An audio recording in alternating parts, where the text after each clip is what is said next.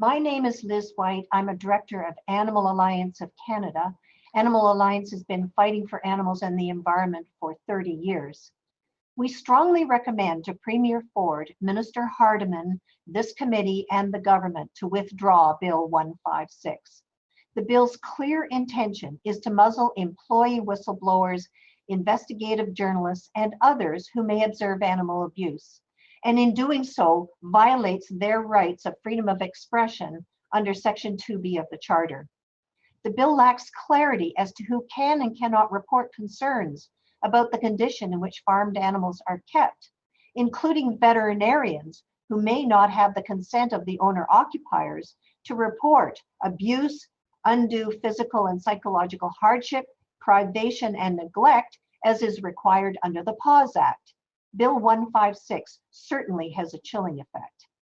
With regard to trespass, the government already has the Trespass to Property Act. As far as I can tell, no trespass charges have been laid against individuals who have entered Ontario farms. As the minister stated in a February 26, 2020 interview with TVO Steve Paikin, he said, "I think we all need to understand the present trespass laws has the same authority."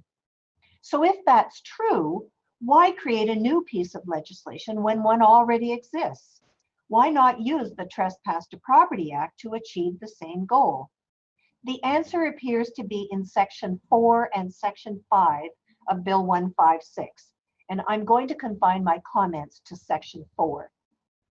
Section 4, subsection 6, is designed to prevent investigations conducted by journalists or other entities such as the group Last Chance for Animals. In 2018, the group conducted an undercover investigation into a goat dairy farm in Caledon, Ontario. This investigation documented conditions of neglect and cruelty. The video showed goats crawling on their knees from overgrown hooves and goats with lesions and infections. LCA laid a complaint with the OSP, the OPP, and OMAFRA. Now, the minister, the OPP, and the OSPCA were seemingly unaware of the neglect and abuse documented in this investigation. Since the minister does not conduct on-farm inspections, under Bill 156, the unacceptable condition of the animals would have been continued to be unreported because the investigation would have been illegal. In the same TVO interview, the minister states, "If someone believes something is happening inappropriate behind the walls, call PAWS."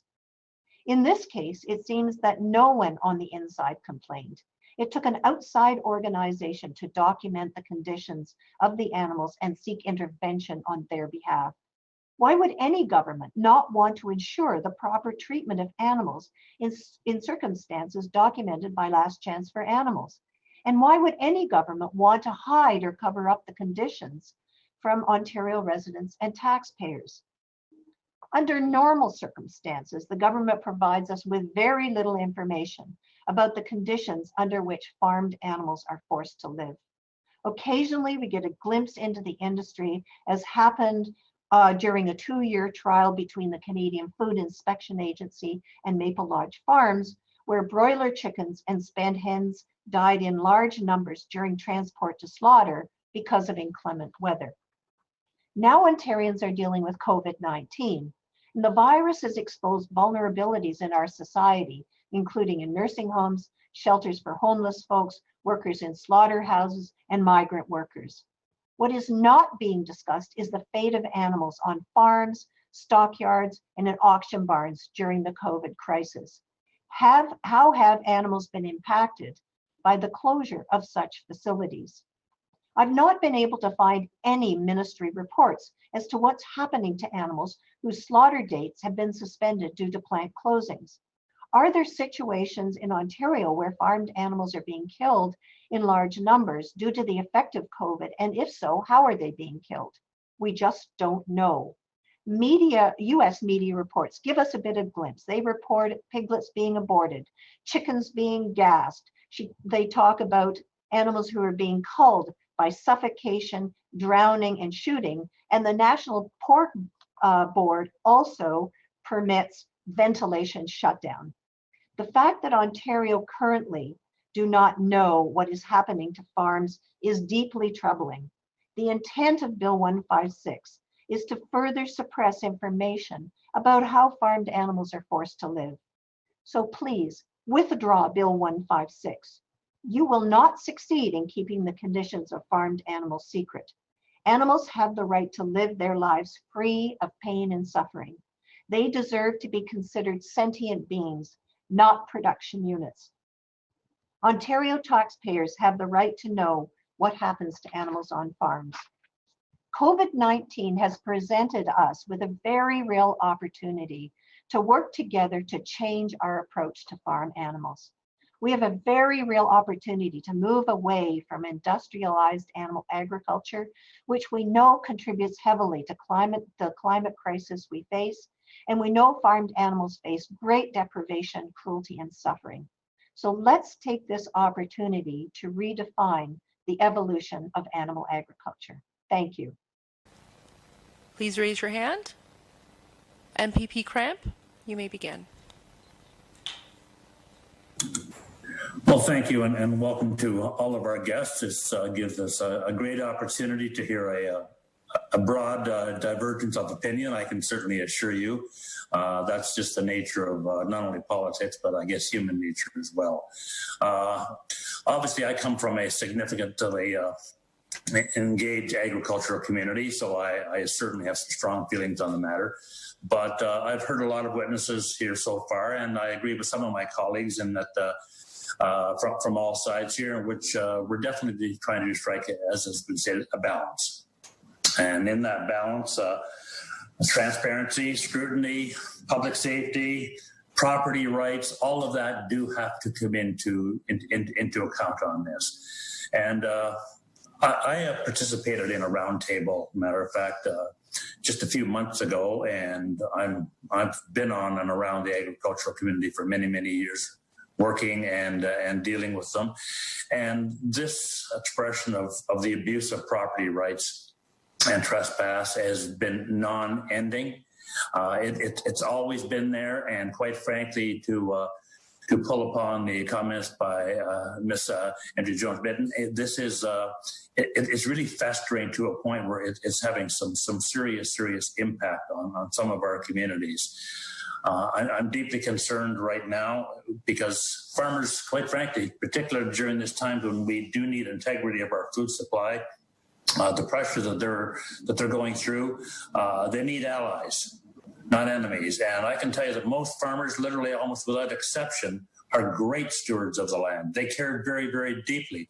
The last people that they would want to impact is the Canadian public by putting forward a product that is not acceptable, not done in a humane manner, and within basically expectations of Canadians. So obviously, I think you know my stance on this, but I've just a couple of quick questions, and I'm hoping you can provide maybe some familiarity, just a quick almost yes or no.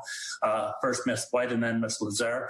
How much time and experience do you have either living or working within the agricultural community itself on the land itself? Ms. White?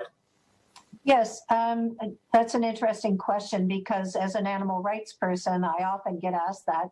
In fact, on my mother's side, came from a farming community. My uncle was a dairy farmer. We spent a lot of time in the agricultural community, talking about working with the animals there. My aunt used to slaughter her own animals on the farm. So I'm pretty familiar with aspects of that, and I think that's where part of my expectations about treatment of animals came, and ultimately my work to try and protect animals in these circumstances. Would you not also agree that literally almost every farmer welcomes people on their property to be able to see what they have, what they are, and they're proud of what they do, and certainly a very, very, very would be an exception to have someone that has not handled their responsibility well. And I know I'm probably almost out of time.